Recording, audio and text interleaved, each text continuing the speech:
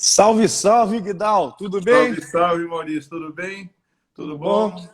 Tudo Tô- maravilha? Um monte de gente Maravilha. querida aqui. Já Salim, Elson. Todo Nossa, mundo, ó. quanta gente aí bacana, hein? Um monte de gente querida aqui. E hoje vai ser bom, hein, galera? Vamos começar, Alexandra, Maurício? da África do Sul. Tudo Bacana tranquilo? demais, show de bola. Maravilha. Tô vendo aqui, Carol, gente. Eu meio atrevidamente posso dizer que tem gente aqui do Brasil inteiro, aqui, né? Quer dizer, não é tem? bem do Brasil inteiro, mas a gente pode exagerar dizendo isso, né? A É gente pode falar verdade. isso. E aí, como é Mas que estão as coisas? tudo tranquilo. Eu estou muito contente que a gente vai fazer a live. Que a última vez que a gente esteve junto foi você que me entrevistou, né? É E aí, verdade. né? E você me botou num monte de saia justa. Então hoje é a hora da revanche. A Que gente isso? vai, né? Isso vai ser bom, um monte de coisa assim. E é bom que tem um monte de gente querida entrando também. Eu É. acho que hoje vai ser um bate-papo mais legal. O pessoal Olha pediu. só, Fala você lá. que é do marketing, acabamos de receber aqui a visita de um grande publicitário, Sérgio De Paula. O cara, Ah, e o Serginho. Você... Ah, Sé- ele Sé- acabou de entrar. Ah lá, ele acabou de então, entrar. Serginho Sérgio, acabou de entrar. Acabou de Sérgio entrar De aqui na Paula, live. É nossos isso aí. clientes nunca voltaram para reclamar, É, Sinaf. é. E ele está fazendo, o Serginho está fazendo um monte de campanha legal que ele publica nas redes sociais dele também, de novo para a Sinaf. E tem umas coisas muito legais. Essa semana ele publicou que sujeira é você ir para o céu e essa mulher para SPC, né? Quer dizer, é. O Mas Serginho eu, trabalhou com a gente muito tempo na Rio Tour, fez a campanha do Rio Felicidade, incrível, incrível, um isso, cara isso. craque. E ele trabalhou Então, comigo no Jornal do Brasil, onde eu era cliente, ele era agência, e foi onde a gente conseguiu brigar mais do que qualquer cliente e agência no mundo poderiam brigar. E saímos grandes amigos dessa experiência. é, até minha mãe entrou nessa história aqui, ó. É? A Thaíde Ah, Pinheiro. Ah, maravilha. Então não pode caramba, falar coisa errada, hein, não Maurício? posso falar Não bobagem, pode senão falar depois nenhuma eu fico de bobagem, né? castigo, né? Mas eu acho legal da gente estar falando, né, desse negócio A gente falou do Serginho, a gente falou do Jornal do Brasil e falando de você, porque eu acho que todos nós temos um ponto comum, que é essa paixão pelo Rio de Janeiro, né? Quer dizer, isso é uma coisa... Eu estou meio exilado nos últimos tempos, mas a gente não deixa de gostar do Rio, né? A minha família está no Rio, então é sempre uma coisa muito legal. E Maurício, você tem eu acho legal, vou apresentar aqui o Maurício para todo mundo. O Maurício é colega nosso na FGV, amigo de várias jornadas, e ele é o fundador da Rio Soul Connection. Rio Soul Connection, só pelo nome, né? Marketing você, não sou eu, né? Porque quando você cria uma coisa chamada Rio Soul Connection, é uma ligação visceral, né, com o Rio de Janeiro. Eu ia te pedir para você explicar para a gente o que faz a Rio Soul Connection para a gente poder entrar no assunto das cidades. Maravilha. A Rio Soul Connection nasceu no meio dessa crise, Guidal.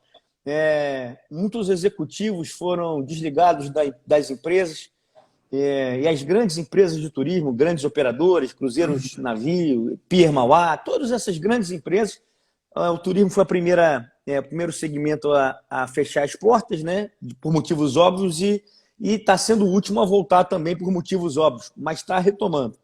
E aí, no meio dessa pandemia, eu identifiquei que muitas empresas estavam precisando de algum executivo que pudesse oferecer para eles inovação, algum processo criativo, alguma capacidade de conexão com negócios que eles não estavam enxergando. E aí o que aconteceu foi que eu montei essa empresa dizendo o seguinte: eu sou um executivo com preço de estagiário, nosso salário é compartilhado. Então, eu fiz hoje a gente atende a 28 parceiros do trade turístico. Trem do Corcovado, Bondinho do Pão de Açúcar, Pier Mauá, Saveiros Tour, todo o grupo Cataratas, Aquário. Então, eu tenho realmente um preço de estagiário para eles e eles compartilham a nossa remuneração. O que eu faço nessa história toda, né? Por exemplo, Assador Rios, que é nosso cliente. Além de alguns treinamentos que a gente faz para melhorar atendimento, etc., a gente faz também para eles, por exemplo, redução de custo de energia. Então, eles têm lá uma conta de luz de, sei lá, de 100 mil reais. E aí eu pergunto, qual é o teu problema? Meu problema é energia, caríssima. Vamos buscar uma solução e aí trazemos uma empresa de energia livre e pergunto para eles, vocês estão reféns de alguma empresa? Então a gente Essa é uma ideia traz... legal. E aí são reduções de custos, são, na verdade, são alinhamentos. Por exemplo, a gente entende que algumas entidades de classe, como a APAI, por exemplo, Associação de Professores Públicos Ativos e Inativos, tem um volume grande de venda, então a gente conecta com eles. Então foram mais de 20 mil ingressos vendidos para aquário, 12 mil ingressos para trem do Corcovado, e muitas coisas mais vão acontecendo por conexões, conexões com alma, carioca. Entendi. Nosso slogan é o seguinte: conexões infinitas, negócios com alma carioca.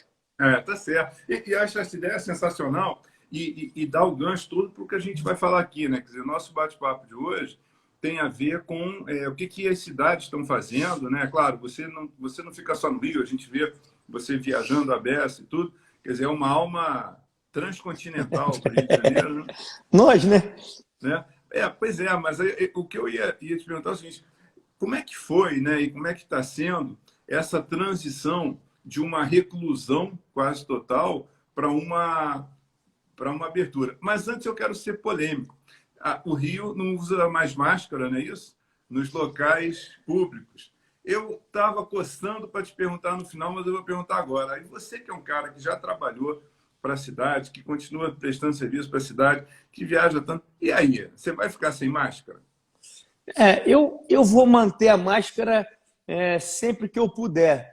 Mas eu acho, na verdade, que a máscara hoje ela é um fator que a gente está um pouco hipócrita, né, com o uso dela. Porque vai para o aeroporto, você sabe bem, você já pegou algum avião nesse momento, a gente fica ali recluso, não tem 5 centímetros de distância de um braço para o outro, deve ter uns 15 centímetros de um nariz para o outro.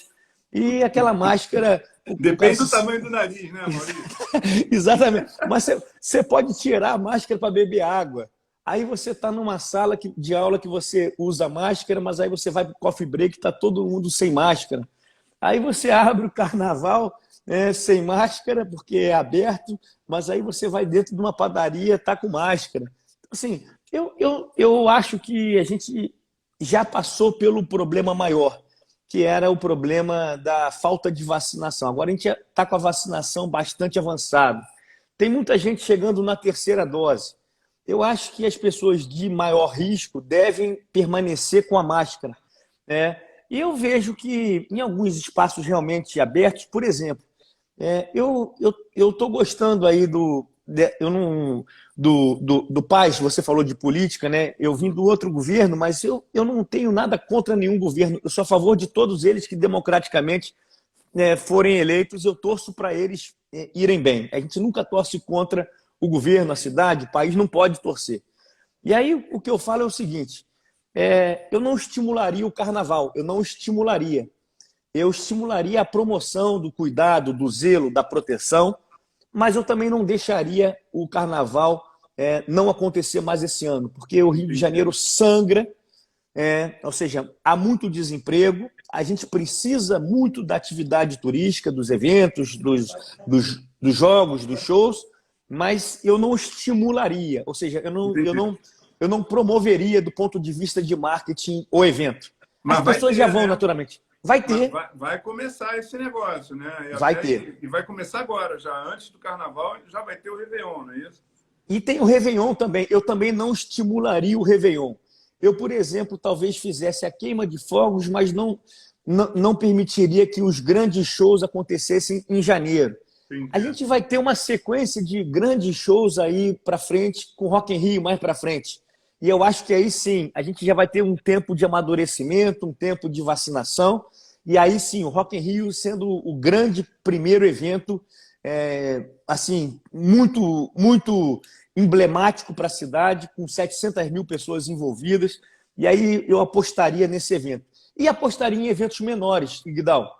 Assim, tem um amigo meu, grande amigo meu, Péricles, da PEC Produções, começou a fazer, nesse momento, eventos testes aqui no Rio de Janeiro, em frente ao CCBB. Evento de primeiro mundo. Ele faz uma homenagem aos 40 anos do Rock Brasil. Mas você vai ao evento, ele está 100% controlado. ele tem ali todas os protocolos de saúde, de vacinação antes, do exame, tem lá álcool em gel, tem as pessoas que entrarem com as máscaras, sim, e eu acho que a gente vai se acostumando com esse movimento de retomada. Entendi. Maurício, deixa eu te fazer uma pergunta, né? Acabou que você falou, mas eu queria... particularmente, eu vou continuar usando máscara em local público, tá certo? Uhum. Aliás, eu só não uso máscara em casa, até no carro, por exemplo. Se tiver mais alguém comigo que não seja alguém da família, eu também uso máscara, tá certo? O chinês sempre usou, o japonês sempre usou isso, né? E eu acho que tá tudo certo. Agora, eu queria te fazer uma pergunta que é o seguinte: pelo que a gente está entendendo aí, as cidades estão se preparando para voltar, né? Quer dizer, a gente está vendo que o Natal já vai ser um Natal agitado, né? Alguma coisa assim. A gente está vendo que o Ano Novo vai ter Réveillon, né? Sem dúvida nenhuma. Então, a minha pergunta é, furando um pouco o pensamento, como é que está ficando agora? Quer dizer, o que está acontecendo nesse momento para o profissional liberal? Porque, até pela tua empresa, né? Quer dizer, você fornece profissionais liberais para um conjunto de operações no Rio de Janeiro. Então, a pergunta é, já mudou a vida do profissional liberal? Quer dizer, está surgindo emprego, está surgindo atividade? Como é que está a vida já nessas últimas semanas? Pergunta muito boa. Esse tema é um tema que foi massacrado durante a pandemia, porque muitos empregados liberais, né, muitos profissionais liberais, como os guias de turismo, sofreram muito. Pediram, inclusive, ajuda emergencial. O governo não foi suficientemente competente para fornecer essa ajuda emergencial para um guia de turismo do Rio de Janeiro, que deveria ser prioridade. Mas, agora, os profissionais liberais eles vêm com força total. No turismo, há muitos profissionais liberais, né? O guia de turismo talvez seja o mais significante, o significativo, né? O guia de turismo ele representa aí grande parte dessa empregabilidade, é ele que toca direto esses grupos. Mas existe, por exemplo, a economia da praia, Guidal, que é uma coisa muito interessante. Muito legal. Isso da economia da praia, acho que é um ponto que vale a pena, né? Como é esse mundo da economia da praia? Então, o mundo é informal, não é, Maurício?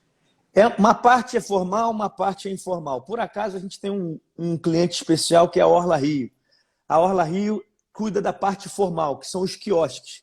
Mas o Sebrae fez um estudo recentemente da economia da praia. A economia da praia não é só o quiosque, são os barraqueiros. Os barraqueiros, na maior parte deles, eles são informais. Alguns têm as autorizações de trabalho, mas só para você ter uma ideia de número, os quiosques representam 1/10 da força de mão de obra da praia. Ou seja, 1/10 os quiosques. E os outros 9 décimos, né? Pois é. Estão na areia? É o cara que vende o coco, é o cara que vende o mate, que faz a massagem, que aluga, que vende bola, pipa, que aluga o chuveiro dele, que tem uma barraca que empresta Wi-Fi, em contrapartida você tem que ter um consumo lá de caipirinha.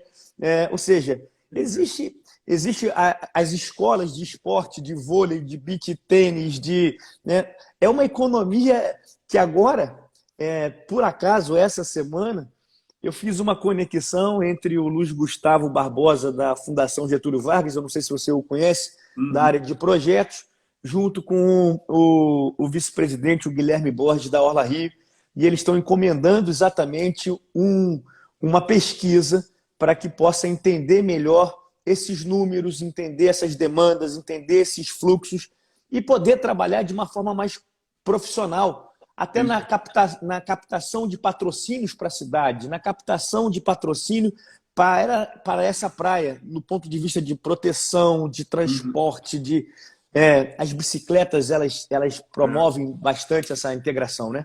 Maurício, tem uma pergunta aqui muito legal, olha só, boa noite. Eu já não consigo ver quem perguntou, porque está rolando aqui, foi Pedro Bispo. Pedro, então, queridão, Pedro é nosso amigo querido, professor. O Pedro está disfarçado aqui, né? Porque eu não consegui ver o nome dele. Mas esses informais, eles recebem treinamento, orientação para atuar junto aos turistas, porque uma coisa que a gente ouve muito é que o Rio, apesar de toda a vocação turística, o Rio não tem o treinamento turístico, né? Quer dizer, o Rio não é uma cidade... Aí a pergunta que eu faço para você, e aí, a prefeitura cuida desses informais que trabalham na praia, que trabalham em tudo? Como funciona isso, Maurício? Deveria haver mais programas de capacitação, de transformação, mas são poucos. Na minha Minha época mãe de... entrou, hein? Ó, minha mãe entrou, a Ah, sua tinha entrado, a minha entrou agora também, tá? que bacana, É isso parabéns aí aí. para a mãe do nosso querido professor Guidal Parres. Para a mãe Tá, do Maurício também. Mas diga lá, desculpa, foi porque eu tá, tinha que tá, registrar aí. tá falando de formação, né? Formação. Eu, por exemplo, uma das primeiras ações que eu fiz quando cheguei na Rio Tour foi capacitar os taxistas do aeroporto. A gente entendendo que o aeroporto era o grande gargalo, assim, a primeira boa ou má percepção que o turista, que o visitante chegava na nossa cidade. Então, a gente fez um treinamento para eles muito bacana. Entregamos um selo para eles de qualidade, de Eu me lembro. atendimento. 400 taxistas naquele momento das cooperativas. É uma pena que não todos foram treinados, mas a gente começou com 400, depois foram mais 300.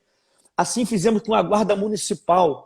A Guarda Municipal, eu trouxe para eles formação, por exemplo, em parceria com o Consulado Geral do México. Aliás, a Jari está aí do Consulado Geral do México. Bacana, obrigado pela presença, Jari. A gente fez uma parceria com o consulado e trouxemos para a Guarda Municipal um curso de idioma, mas um curso de idioma de verdade. Não é negócio de aprenda inglês dormindo, aprenda espanhol dormindo, 10 lições, não. Então, formamos 70 guardas municipais no idioma espanhol. E assim fizemos um curso para a Polícia Militar, para o BPTUR, que era o Batalhão de Policiamento Turístico. Só que isso precisa ser recorrente, isso não pode ser espasmódico, isso não pode ser esporádico, isso precisa ser frequente, Guidal. Isso precisa ser política pública, né? E aí eu até me ofereci ao Paz para que eu pudesse ser útil nessa transição e que a gente conseguisse dar continuidade a alguns Entendi. projetos. Mas eu acho Agora, que ele não ouviu direito. agora deixa eu te fazer uma pergunta. Isso tudo foi desmobilizado nesse 1 ano e meio de pandemia, né? Quer dizer, talvez até se Perfeito. tivesse sido desmobilizado antes, teve um movimento muito forte para a Copa do Mundo, né? Jogos Olímpicos, Copa do Mundo, etc. Mas depois... E aí, como é que remobiliza isso? Como é que já que vai começar tudo de novo, né? Quer dizer, o Réveillon deve ser o primeiro grande evento de retomada do Rio de Janeiro. Como é que faz? Como é que dá tempo de fazer, Maurício? Porque isso impacta a vida dos profissionais liberais. E como é que funciona isso? O que faz agora? Desliga a live e sai correndo? Mas, por exemplo, a Prefeitura do Rio de Janeiro, seja ela qual for, em qualquer governo, tem uma equipe técnica muito séria, né, assim, que trabalha nesses bastidores. Ou seja, os cargos políticos eles passam. Mas, por exemplo, a Guarda Municipal, a Secretaria de Ordem Pública, todos o Corpo de Bombeiros, a Polícia Militar, eles têm lá um staff que já há décadas cuida desse evento. Então, o político, quando chega, ele tenta dar o seu tom, mas, na verdade, o evento já vai acontecer, entendeu? Eles já se planejam com antecedência, o que faz um governo hoje ter mais sucesso ou menos sucesso é o carinho do público, é o carinho do povo, é o entendimento das mensagens. E aí eu acho que nesse caso aí, por exemplo, o Paes ele é muito feliz nesse caso, ele fala muito bem com o seu povo. Então, se ele tiver competência agora para fazer campanhas não promovendo os eventos, mas promovendo, né, exatamente a sensibilidade, a retomada com consciência, com cuidados, com cautela, né, eu acho que a gente vai ter bons eventos. Márcio E Carapeto, tem grande uma cara de pergunta marketing. aí, tem uma pergunta aí do nosso Pedro aí, dizendo claramente, e aí, a saúde do Estado está preparada? Porque é a tal história. Eu não sei se eu tenho coragem de ir para a praia de Copacabana curtir o Réveillon. Talvez se eu botar um escafandro, eu vá, entendeu? Mas como é que fica isso? Pois essa que é a história que eu estava conversando com você, Guidal. Existem casos que são mais sérios, que apresentam mais comorbidades, que têm mais riscos, mas que, na maior parte dos casos, esse público já está vacinado. Aliás, foram prioritários.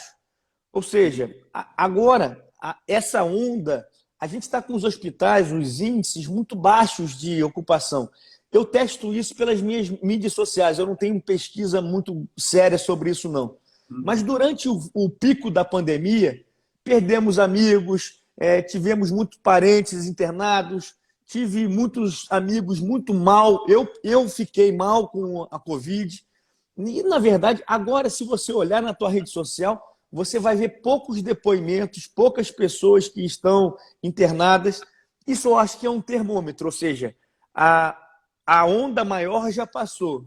Agora a gente tem umas marolas e eu acho que esse Soran, né, que é o secretário municipal de saúde, eu acho que ele tem feito um trabalho muito sério e se ele tivesse realmente visto algum problema mais grave que pudesse inibir essa demanda, ele provavelmente compartilharia isso com o prefeito e seguramente eu acho que o prefeito ele segurou aonde ele pôde. E agora eu acho que está no momento de retomada, mas com consciência. Agora, vamos fazer uma brincadeira aqui, né? A gente está com algumas pessoas assistindo a gente, tudo. Vamos pedir para as pessoas escreverem aqui, sim ou não. Você você se sente seguro e tranquilo para ir no Réveillon de Copacabana ou não se sente? Vamos ver o que os nossos amigos aqui... Vamos ver. Pessoal, eu ia pedir isso para vocês. Vocês podem comentar aqui, e aí todo mundo vai ver os comentários de todo mundo, e vamos tentar dimensionar se a gente tem mais sims ou mais nãos, né? Quer dizer, como é que fica isso, né? Ó, aqui temos já... Olha, ó, opa, vamos ver o que vai dar. O Serginho falou aqui, ó, tem um sim, um não, um não, um não, um não.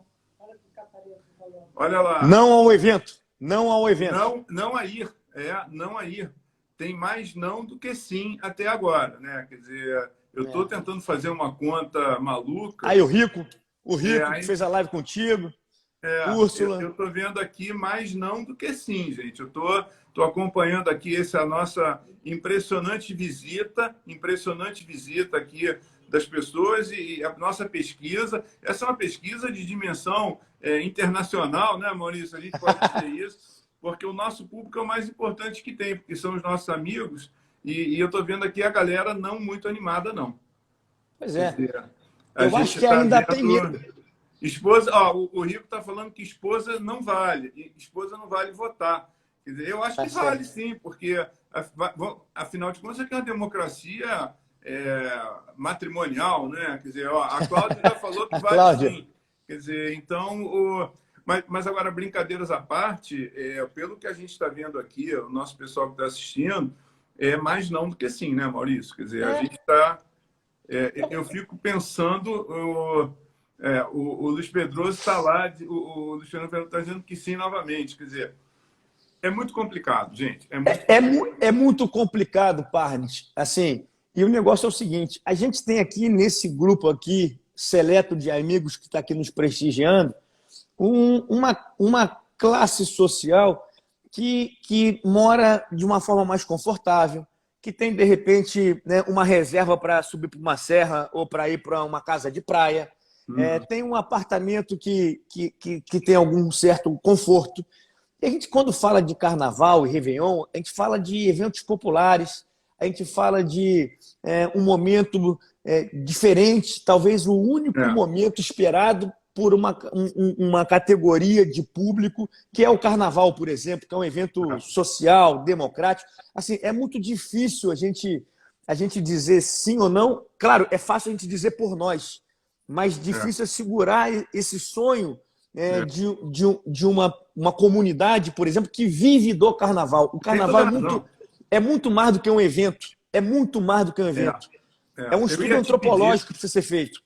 Eu ia te pedir, né? Quer dizer, Réveillon era uma pergunta e a outra pergunta é do carnaval. Quer dizer, voltou? Os barracões estão funcionando? Como é que está isso do carnaval? Porque isso é um país, né? O carnaval no Rio é um país, né? País. Na verdade, a economia do carnaval também, ela ultrapassa a questão da Sapucaí. Só de blocos de carnaval são mais ou menos 600. São 7 milhões e 500 foliões. divididos em 30 dias. Né? Assim, há uma quantidade de recursos durante esse período que é mais ou menos 30% do que a cidade arrecada no ano inteiro. Uhum. Então, assim, são eventos importantes para a sobrevivência, para a geração de emprego, Uhum. para a capacidade das pessoas poderem ter ali um ganho adicional. E isso traz para a gente assim, muitas reflexões. Não dá, é muito difícil, Guidal. Eu não faço hoje parte do governo, mas tomar essa decisão ela é dificílima. Eu não queria estar na pele, seja do prefeito ou do governador nesse momento, para ter que tomar essa decisão. Mas eu não estimularia esses eventos, ou seja, eu não estimularia. Uhum. Eu traria para a mídia toda, que a gente sabe que o governo tem acesso, a possibilidade de falar, olha, faça um carnaval mais consciente, evite os blocos, né? Eles vão acontecer naturalmente, pode ter certeza, eles vão acontecer. A gente querendo, o governo querendo ou não, né? Eles vão acontecer. Agora, eu não estimularia. Essa é a minha posição. Entendi. Agora, você tem noção de quantos profissionais trabalham no Carnaval do Rio de Janeiro? Claro que você deve ter essa... Ó, o Zuzu é paulista e está concordando com você, tá vendo? Opa! É interessante isso. Agora, a Queridão. pergunta, você tem noção de quantos profissionais estão envolvidos no Carnaval do Rio de Janeiro?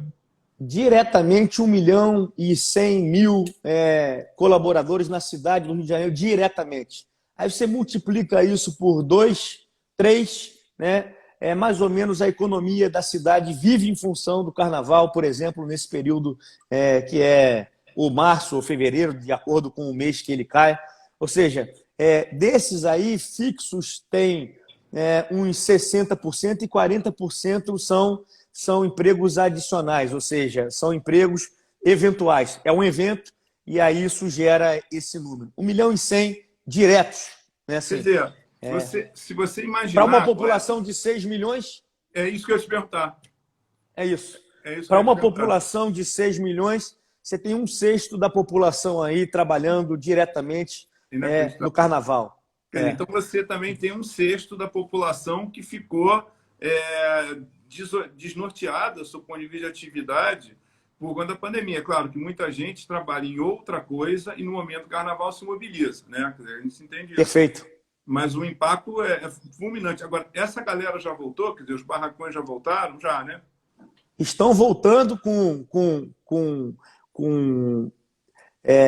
menos força do que estava no passado, mas estão voltando com muita emoção, com muito carinho, com muito capricho, porque a gente imagina que esse verão, que esse carnaval, que esse Réveillon seja o Réveillon, o ano da virada. Ou seja, o ano da retomada, o ano do vamos resgatar aqueles que estavam quase afogados, porque muita gente já estava com água assim no nariz. Né? É verdade, é verdade. E aí levantava o pescoço assim para dar uma respiradinha, mas estavam muitas empresas que... Guidal, só para você ter uma ideia, Rua da Carioca, uma rua com 70 comércios, fecharam 50. Esse é o número da Rua da Carioca. E você acha que é reversível, vamos dizer, nos próximos 6 meses, ou vai começar do zero e demora 1 ano ou 2? Doses homeopáticas, assim. Houve um estudo, 1 ano e 8 meses, mais ou menos, para recompor aí o que nós tínhamos em 2019. Assim, entendi. Assim, então, são 2 anos aí quase de tempo para que a gente possa restabelecer a maior parte dos negócios. Entendi. Alguns não voltam mesmo, né? Eu ia te falar isso, porque, por exemplo, eu sou um cara assim muito... eu acho até cético em relação a algumas coisas, e você é um cara muito otimista em relação a essas coisas que eu sou cético. Então a pergunta é, você sinceramente acha... Eu conheço algumas cidades em que o Cais do Porto foi revitalizado, aquela coisa toda. Seja-se muito sincero, ô Maurício, você acha mesmo que o projeto do Cais do Porto do Rio de Janeiro vai acontecer antes de, sei lá, 2026, 2027? Você acha mesmo que esse troço vai dar certo? Olha, o projeto, ele tem um projeto incrível, gastronômico para a cidade do Rio de Janeiro, para o Pier Mauá. que já era para estar pronto em novembro de 2020. Esse era o prazo, mas com a pandemia atrasou tudo. A gente vai ficar com um pier lindíssimo, lindíssimo. A gente tem ali, naquela área portuária, alguns galpões. Agora, em novembro, começa a temporada de cruzeiros, Iguidal. A gente estava na iminência de não tê-los. Vamos ter. O primeiro cruzeiro chega aqui finalzinho de novembro, início de dezembro. São mais ou menos 256 mil desembarques na cidade do Rio de Janeiro. Agora, não são cruzeiros que vêm da Europa mais, como vinham no passado, ou dos Estados Unidos. Né? Eles são cruzeiros aqui mais do Brasil. Então, a gente tem um volume. A gente tem uma população, mais uma vez, vacinada. A gente tem, então, o pier que funciona como pier mesmo de desembarque. A gente tem um pier que tem ali, não sei se você sabe, mas a gente tem aqui no Pier Mauá o espaço do YouTube Space, que é incrível. Assim, a gente está com esse projeto. Como é? Conta pra gente aqui. É um estúdio do YouTube, né, de digital, de plataformas, de inovação, que está rodando, não fechou na pandemia, fechou em vários lugares do mundo e se manteve aqui. Então, o YouTube traz também outros negócios. Agora, o Pier Mauá está em negociação com outras empresas de entretenimento, para que a gente tenha ali outros parques indoor e parques outdoor também, naquela região. Aí você tem aquele muro do Cobra. Aí você tem mais para frente um pouquinho o Aquário, que é um sucesso, é um fenômeno. A Roda Gigante, ela nasceu e teve um problema, porque ela nasceu exatamente no momento da crise. Mas agora, com a retomada, com os cruzeiros chegando, eu acho que ela retoma a sua atividade, sua intensidade. A gente tem um Museu do Amanhã ali, né, que tem uma visitação, que tem uma programação do nosso amigo Piquet, o presidente lá do museu, e tem um trabalho incrível. Tem o MARC, que é o Museu de Arte Rio, que está em frente àquela, a Praça Mauá, o Pier, o CCBB, aquela praça ali, aquilo ali vai virar um espetáculo. Assim, ali a gente vai... Tem o VLT, né, que cruza isso, que também é um nosso cliente novo também. A gente tem o VLT como cliente dentro desses parceiros do turismo. Ou seja, a gente tem tudo para ter um Rio de Janeiro mais próspero nos próximos, que você falou, 4, 5 anos, bem mais próspero. Mas você acha, a minha questão é a seguinte, você acha que as pessoas vão morar no Cais do Porto? Porque Sim. Eu vejo, você acha mesmo? Quer dizer, sim. É razoável isso? Tem como fazer isso? As promoções imobiliárias têm tido muito sucesso. Eu acho que houve um repaginamento desse centro. O VLT foi um desses elementos que deu uma ideia de modernidade. Você liga lá o aeroporto, a rodoviária, a parte mais cultural desse centro. A gente tem uma Senador Dantas que perdeu muito negócio, mas agora, por exemplo, aqueles prédios que eram de comércio, né, estão virando residenciais, muitos lofts. E no mundo inteiro, por exemplo, nas grandes capitais, o centro é muito valorizado do ponto de vista de moradia. E a gente tem o Rio de Janeiro que estava sucateado. Os negócios saíram não só por conta da pandemia, mas por conta de uma expansão para a Zona Oeste. E a gente tem, então, um redesenho desse centro, sabe, Iguidal? Assim, um redesenho. E eu acho que vai ser incrível a pessoa morar no centro, porque o nosso centro, ao contrário da maior parte dos centros do mundo inteiro, nosso centro não é no centro. Nosso centro tem ali a Baía de Guanabara margeando. É verdade. Então, é lindo morar no centro. Ali naquela parte ali perto do aeroporto, é incrível. Aqueles prédios que são residenciais e tem uma vista privilegiada, né? Agora, tem uma pergunta aqui interessante e que a gente poderia discutir dentro desse contexto, né? Se a arte digital hoje, como design de jogos, videogame, etc., se isso pode se transformar no marketing futuro, mas eu vou adaptar isso para o que nós estamos discutindo aqui também. Você acha que tem espaço para o Rio se tornar um polo criativo nessa questão digital? Porque o digital está bombando. E depois da pandemia, não que ela já tenha passado, mas eu digo, em função da pandemia, o digital ganhou consentimento, né? Ganhou, e tudo bem, tudo hoje pode ser digital. E aí? Essa pergunta é muito boa. Como é que a gente encaixa isso daí dentro do Rio? Talvez seria uma oportunidade de criar um polo para isso. E aí? O que existe disso? Guidal, a gente é um polo digital há muito tempo. Na verdade, eu não sei se você sabe, mas o Rio de Janeiro apresenta o maior número de doutores em matemática do Brasil. Não A gente sabia, tem um não. centro avançado de matemática e o mundo digital estão muito próximos, né? Uhum. A gente tem uma PUC com uma excelente escola de computação. A gente tem várias escolas de design chegando aqui no Brasil. Uhum. A gente tem aí, por exemplo, aí, desse caso, eu falei do YouTube Space, né, como sendo uma grande âncora desse parque digital. Uhum. E o Rio de Janeiro não é agro, ele é pop e ele é tech. Ou seja, Sensacional. só precisa ter essa capacidade de ser posicionado como tal. Entendi. A gente é tech, a gente é pop, a gente devia ser turismo, Uhum. pop, é tech e tem uma veia aí de petróleo, claro, porque a gente é uma cidade que tem ainda uma vantagem competitiva em relação ao resto do país, né? Um estado em relação ao resto do país. Mas a Agora, gente tem, sim, um polo de tecnologia muito forte no Rio de Janeiro. muito forte, né? E aí, ouvindo isso, eu fico pensando, o Rio, por tudo isso que a gente está falando, e até por esse número impressionante, só do carnaval, né, que você colocou aí, 1/6 da população ligada ao carnaval, o Rio pode se transformar como a cidade do profissional liberal? Você acha que faz sentido dizer isso? Eu acho que faz sentido, só não é muito possível porque a gente tem um número muito grande de funcionários públicos no Rio de Janeiro, né? Entendi. Nós fomos capital, então a gente carrega esse ranço até hoje. A gente ainda tem uma dificuldade de trazer esse modelo de trabalho que eu sou muito a favor. Eu sou muito a favor do sujeito trabalhar por job, né? por projeto.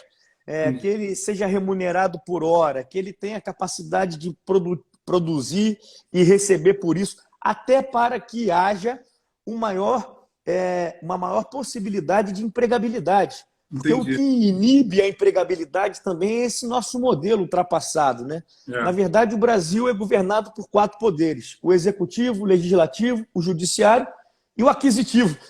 Assim, então, a gente tem assim, essa discrepância ainda é muito ruim no Rio de Janeiro. A gente tem uma favela e um asfalto que convivem muito perto, mas estão muito distantes. Uma maioria que morre de fome e uma minoria que morre de medo. Isso ainda é um problema que a cidade precisa organizar. Entendi. Agora, eu vou para uma coisa polêmica. Eu não sei se vocês acompanharam, na semana passada, teve um noticiário que foi o seguinte: o Parque Ibirapuera, São Paulo, o Parque Ibirapuera, ele foi privatizado. E começou um zum na semana passada de que o pessoal que está cuidando de Ibirapuera vai cobrar dos personagens, os profissionais liberais que trabalham como personagens, acompanhando, treinando, e porque tem muita coisa legal, tem muita coisa ao ar livre no Ibirapuera ligada a isso aí. E aí começou uma bagunça danada que era por que vão cobrar? Porque agora, e aí a pergunta, né? Então se o teu personal acompanhar você numa corrida, ele tem que pagar também? Quer dizer, eu queria te perguntar isso. O Rio tem algum projeto de privatização desses espaços? E como é que você vê essa história de cobrar para o personal poder usar o parque que deveria ser público, né? Mas que, de certa forma, ele usa para ganhar dinheiro? Aqui no Rio de Janeiro tem um pouco mais de dificuldade de fechar praia, né? de privatizar esses espaços. Há esses espaços e parques públicos nas periferias, nos municípios mais afastados, como Santa Cruz, como Madureira, no subúrbio. E esses parques, eles são públicos e precisam cumprir a sua função, ou seja, garantir entretenimento para as camadas menos favorecidas. Não vejo possibilidade desses parques públicos serem privatizados nunca. Agora, por exemplo, Floresta da Tijuca é um caso que pode estar dentro desse caso que você trouxe aqui. Eu sou contra o Parque Floresta da Tijuca ter uma entrada gratuita. É cobrado no mundo inteiro. Era necessário que fosse cobrada uma taxa. uma taxa de manutenção, uma taxa de segurança, uma taxa de sinalização, ou seja, com essa taxa que isso se revertesse para a qualidade do equipamento que muitas vezes está sucateado. Ou seja, mapeamento das trilhas. Você vai aqui, a Pedra Bonita, Pedra da Gávea, você tem pouca gente trabalhando, você tem pouca sinalização, você tem, às vezes, problemas de segurança, que talvez, se houvesse essa taxa, não inibiria, porque talvez ninguém deixasse de ir ao parque por conta de 2, 3, 4. Eu falo de taxas simbólicas mesmo, Entendi. mas que pelo volume, né, pudesse estar garantindo mais qualidade para o visitante, para a população. E eu tenho certeza que a população teria muito entendimento na cobrança dessa taxa se melhorasse o serviço prestado. Entendi. E tem uma questão que o Rico colocou aqui. Como é que a gente conseguiria aproximar paulistanos e cariocas? Como é que a gente poderia institucionalizar se é biscoito ou se é bolacha?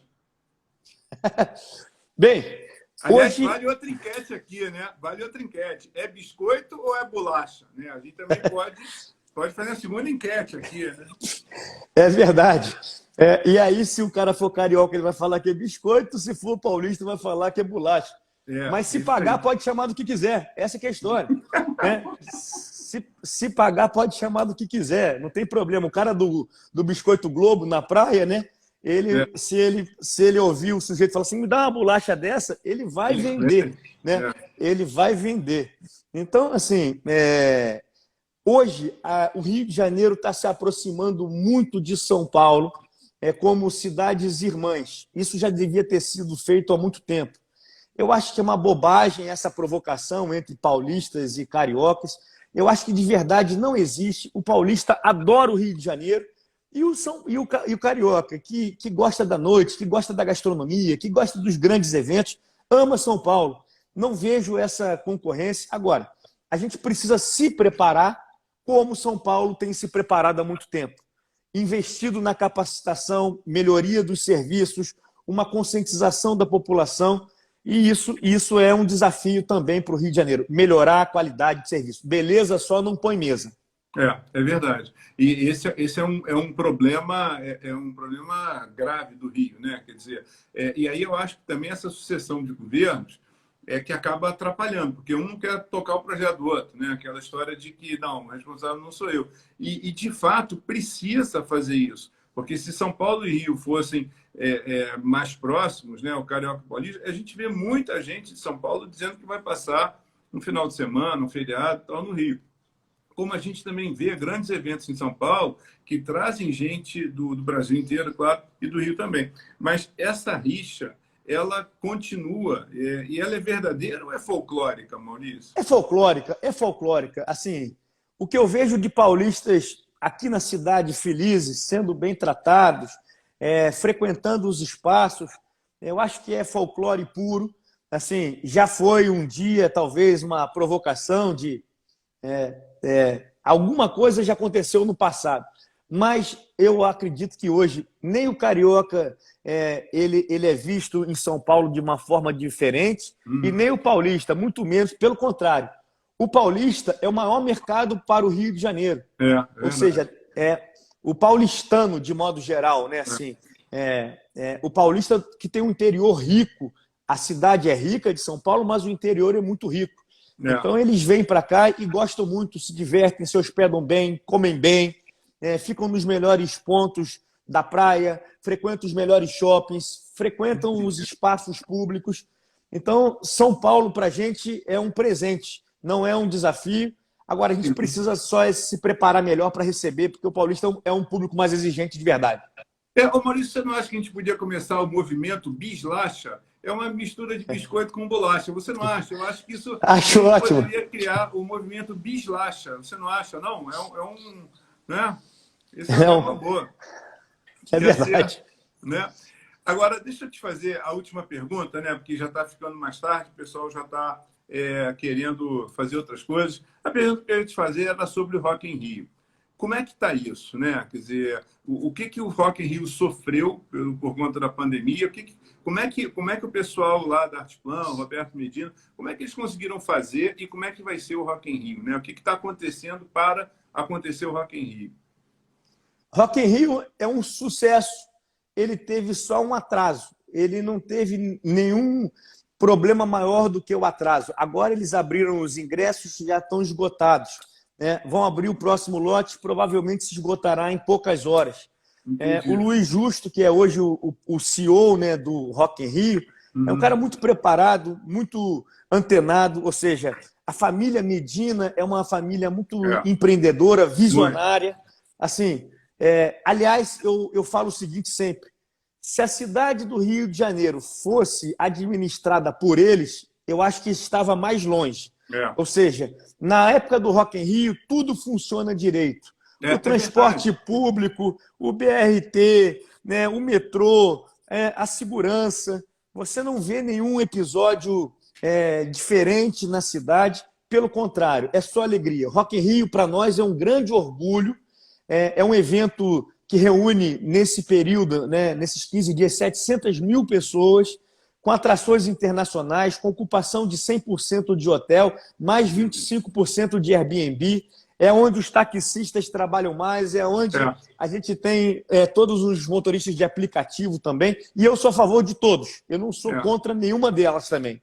Eu vou te falar como testemunha ocular e auditiva da história, porque a gente mora no Rio, ali no Rio 2, que é na Belardo Bueno, e que é em frente ao Rock in Rio. E é impecável, impecável o que acontece naquela região e na cidade nos tempos de Rock in Rio. É impecável, funciona tudo, né? Desde um adesivo que todos nós que a gente recebe para botar no carro, até uma educação impressionante de todo mundo que está fazendo policiamento. Quer dizer, funciona de uma forma perfeita. E agora, como a gente... Agora, não podia deixar de dar os parabéns, aí sim, aí é aquela questão da municipalidade. O evento ele é privado, mas existe um entorno, existe uma Sete Rio, existe uma Conlurb, existe uma guarda municipal, existe o bombeiro, existe a polícia militar, existe a polícia civil, existe a polícia federal. Todas elas, parece que nesse evento, todas entram em harmonia, e é um evento que realmente dá orgulho. Eu queria dar os parabéns a esses órgãos públicos que cuidam do entorno, né? Porque o evento em si ele é privado, mas as ruas, as passagens, os acessos, né? É verdade. É público. Maravilha. Maurício, vamos abrir para perguntas. Pessoal, se vocês quiserem fazer perguntas, por favor, essa é a hora de fazer pergunta. Márcio, diga lá. Márcio Carapeto aqui, o nosso visitante, ele foi quem criou aquela caravana de Natal da Coca-Cola. Tive a oportunidade de trabalhar com muitos anos com ele. Um grande profissional de marketing, um cara muito querido. Obrigado aí, Carapa, pela visita aí, ó. Tantas pessoas bacanas, desculpa não ter falado os nomes aqui, porque... que a gente acabou engatando na conversa. Mas olha só... E minha dislexia não permite eu fazer várias coisas ao mesmo tempo, sabe? Muito menos ler legenda. E eu fico tentando ler as perguntas, mas aí depois vão dizer que eu desviei o olhar. Fica esquisito na gravação isso, né? Mas tem uma pergunta aqui que é muito legal. O Rock in Rio não podia ser, então, mais sustentável? Sustentável do ponto de vista ecológico, é isso? Do ponto de vista ecológico. Do ponto de vista financeiro, ele é bastante sustentável. Bastante sustentável. Olha só, eu vejo um movimento para isso. Hoje, os grandes eventos, e o Luiz Justo como CEO, ele tem exatamente esse olhar, o olhar de um Rio de Janeiro 10 anos, atendendo às ODS. A energia vai ser renovável, vai ser inteligente para o evento. Eu não sei quais são as ações sustentáveis que o evento produz, mas esse tratamento do lixo eu já sei que está sendo feito, pensado, essa reciclagem, esse tratamento do consumo de energia realmente, né? A questão do carbono, eles têm aí um projeto de sustentabilidade, pode ser que ele ainda 100% não seja um evento sustentável, mas eu acho que a tendência seja que ele se transforme num evento 100% sustentável. Até porque a palavra de ordem agora é ESG, ODS, né? E as empresas que não estiverem dentro vão estar fora, porque o consumidor também está mais exigente, está mais consciente, né? É isso aí. Maravilha. Será que a gente tem mais alguma pergunta, gente? Pessoal, agora a gente teve bastante comentários, foram muito legais, né? Pena que a gente não pode falar com todo mundo, porque a gente acaba engatando aqui a conversa, mas a hora Amigo da aqui de pergunta... Cabo Frio, ó, Roberto Jorge, é um cara que pensa sustentabilidade para aquela Cabo Frio lá, cidade maravilhosa. Assim, que bacana aí. Uma porção de gente, poxa, super bacana aqui, ó. E O temos Rico. aqui também o comentário do Eduardo André, diretamente de Santos. Olha só, olha os Opa! turistas invadindo a praia. Eduardo é de Santos, o Zuílio é de São Paulo. Quer dizer, a gente começa a perceber que o nosso projeto Bislacha está começando a andar. Né? Está começando a andar. Esse aqui é o ponto aí, né? Quer dizer, esse aqui é muito legal. Querida Maravilha. amiga aqui, ó, Ana, da escola Larry Grow, uma escola bacanérrima de idiomas, mas que pensa sustentabilidade, que pensa o conceito de edutainment, educação com entretenimento, onde crianças, jovens e adultos aprendem brincando. Eu acho que tem muitas pessoas legais. O Roberto Brancante aqui, poxa, tantos professores. Salim, porra, Salim. Salim tá aí, tem muita gente, porra. tá? Tem também o pessoal do IBMEC aqui, eu estou vendo a Vanessa e algumas outras pessoas do IBMEC também. Quer dizer, então você vê que também FGV e IBMEC estão se aproximando aqui também, não é só Rio de São Paulo, né? Isso é uma coisa muito, muito legal. O Rico está vindo aqui visitar a gente em São Paulo, isso é muito, muito legal. Então, Maurício, acho que a gente pode encerrar, né, dando um beijo nessa galera tão legal, né, e torcendo para a gente estar junto com todo mundo novamente. Eu queria te agradecer, você sempre é uma pessoa especial, sensacional, e que bom que a gente tem gente como você construindo essa cidade maravilhosa para que ela volte a ser maravilhosa, né? Então, as ordens. E Guidal, para mim foi um prazer. Quantas vezes você me chamar, eu vou conversar com você. Você viu que essa hora passou rápida demais. Dá vontade da gente ficar aqui conversando sobre... Eu gosto de falar mais sobre solução do que sobre problema. Você já me conhece, né, Guidal? Assim, porque problema, a gente liga desde o Mal Dia Rio, vai até o Jornal Infernal, e isso tem uma sequência, né, de problemas. Mas a gente Apareceu precisa... uma pergunta agora aí, ó. A pergunta: a Dutra e o preço das passagens de avião são empecilhos para a integração, para o nosso projeto Bislacha? Você acha que é? Olha só, a Dutra, eu acho que a gente tem... Hoje a gente tem soluções mais viáveis. Por exemplo, eu sou a favor também do Buzzer, que são esses ônibus aí, né, no formato de Uber, que diminuem o preço. As companhias rodoviárias, eu acho que elas têm feito um trabalho muito bom. E as companhias aéreas, elas se aproveitaram de um momento de uma perda de negócios muito grande nesse período, e como a demanda está reprimida, o que eles fizeram? Aumentaram o preço. Eu acho que é um fator que pode inibir, sim, mas eu acho que a vontade das pessoas virem ao Rio de Janeiro é maior do que o valor do aumento. E tem a questão do combustível, né, que aumentou muito. Muito. E o combustível representa aí coisas de 60% do custo da companhia aérea. Então, assim, a gente também precisa entender como é que esses ajustes eles são repassados. E são repassados para quem? Para nós, consumidores, usuários, clientes, né? Então, assim, mas eu não acho que por conta do pedágio a pessoa não virá aqui ao Rio de Janeiro, entendeu? E vice-versa. E maravilha. Muito bom. Então, vamos encerrar agradecendo mais uma vez a todo mundo. Maurício, um beijo para você, para sua família. Um beijo aí para todo mundo. Obrigado por tudo. E vamos marcar mais conversas dessa, tá bom? Quando você quiser. Maravilha. O Rio está de braços abertos. Tá bom. Assim, esse ano foram 90 anos do Cristo, 137 anos do trem do Corcovado, 109 anos do bondinho do Pão de Açúcar, que foi feito ontem, o aniversário deles. E assim, o Rio de Janeiro, ele tem tudo para dar certo. Eu acho que precisa só um pouquinho mais de cuidado na gestão, um voto mais consciente, né? Eu acho que o carioca votou mal durante muito tempo. É verdade. E eu acho que a gente precisa agora ter aprendido alguma coisa com essa pandemia, com esse quebra-quebra, com essa história toda. E a gente precisa sair daqui melhor do que esse ano duro, esses anos duros que a gente passou aí com a pandemia, com tantas perdas. Um brinde à vida, um brinde à saúde, meu amigo. Muito obrigado, em vez de toda a família. Todos nós. Tchau, tchau. Abraço para todo mundo. Tchau, tchau. Tchau, tchau. Um beijo para todo mundo. Obrigado, pessoal.